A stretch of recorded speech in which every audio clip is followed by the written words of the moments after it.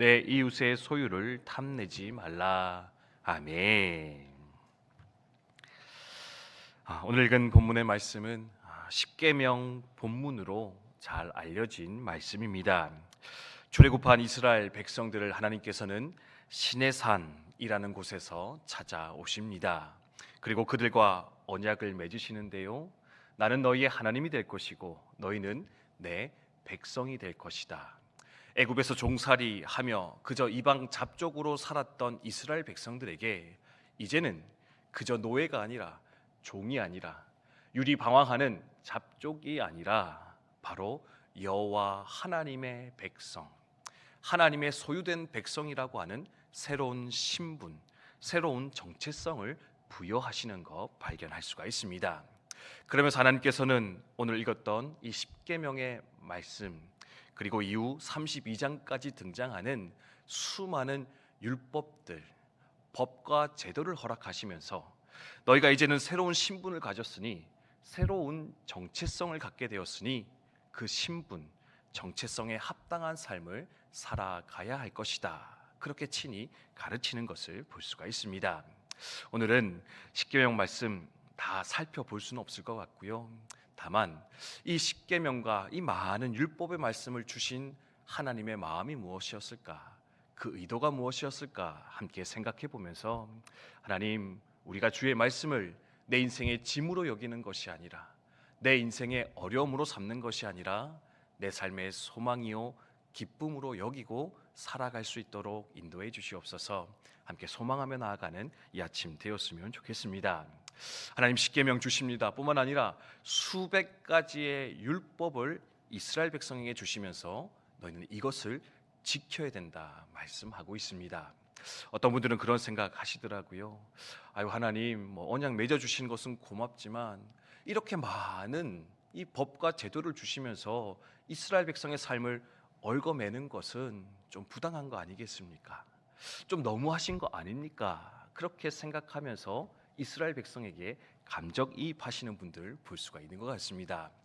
여러분, 하나님께서 왜 이런 말씀 주셨을까요?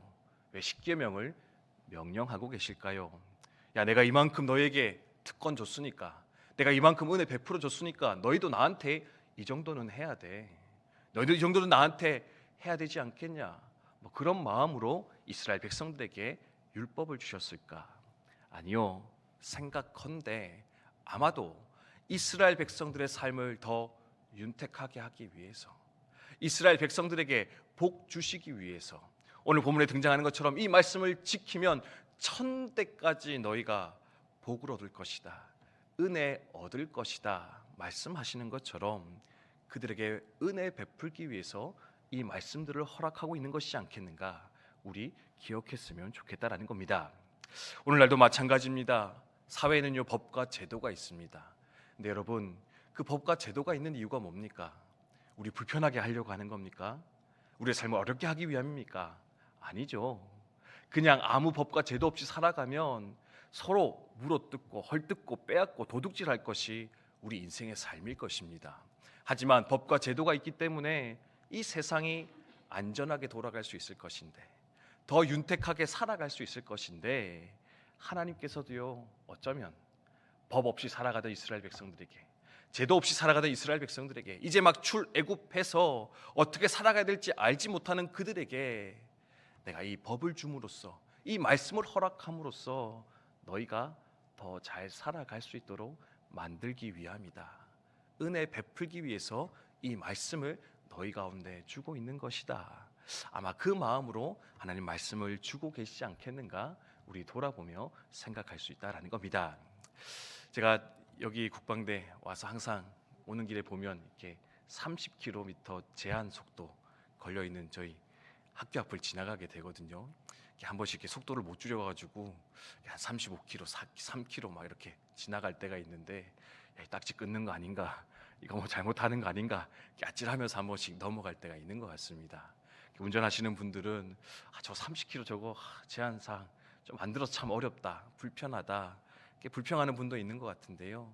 그래도 저거 있어서 우리네 아이들이 참 안전하게 다닐 수 있구나, 큰 사고를 막을 수 있겠구나 생각하고 돌아보게 되는데, 이처럼 하지 말라 하라, 이 모든 것들이 결국에는 우리의 삶에 더 큰 은혜와 축복을 주기 위한 방법일 것인데, 하나님도 동일한 마음으로 동일한 생각으로 우리의 삶 가운데 이러한 말씀과 율례들을 허락하고 있는 것이다, 기억할 수 있으면 좋겠다는 겁니다.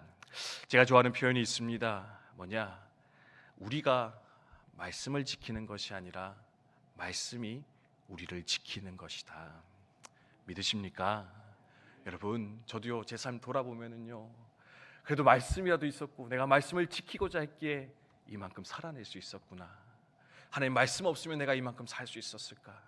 내 안에 혈기 때문에, 내 안에 욕심 때문에, 내 안에 잘못된 그 판단들 때문에 수없이 실패하고 수없이 넘어지고 어쩌면 이 목회의 길을 끝까지 걸어갈 수 없었을 것인데, 하나님 주신 이 소중한 말씀이 있어서 그래도 지금까지 내 삶을 지키고 가정을 지키고 또한 신앙의 삶을 지켜내며 여기까지 나아올 수 있었을 것인데, 사랑하는 백성 여러분, 우리 성도 여러분, 말씀이 힘들게 여겨지는 것이 아니라, 말씀을 짐으로 여기는 것이 아니라, 말씀 때문에 하나님 원망하며 살아가는 것이 아니라, 시편의 기자의 고백과 같이 하나님의 말씀이 내 발의 등입니다. 내 길에 빛이 됩니다. 하나님, 청년의 때에 무엇으로 내 삶을 깨끗하게 하겠습니까? 하나님 말씀만이 내 삶을 정결케 합니다. 여호와의 말씀을 지키고 행하는 것이 내 삶의 가장 큰 복이요 기쁨일 것인데, 그렇게 주의 말씀을 늘 사모하고 그 말씀을 지켜 행함으로써 내가 말씀을 지키는 것이 아니라 말씀이 내 삶을 지키는, 말씀으로 내 삶을 더욱 복되게 하시는 그 하나님을 오늘도 만나며 누리며 살아가시는 우리 국방대학교 성도님들 다 되시기를 주님의 이름으로 축복드립니다. 주신 말씀 기억하며 함께 기도하도록 하겠습니다.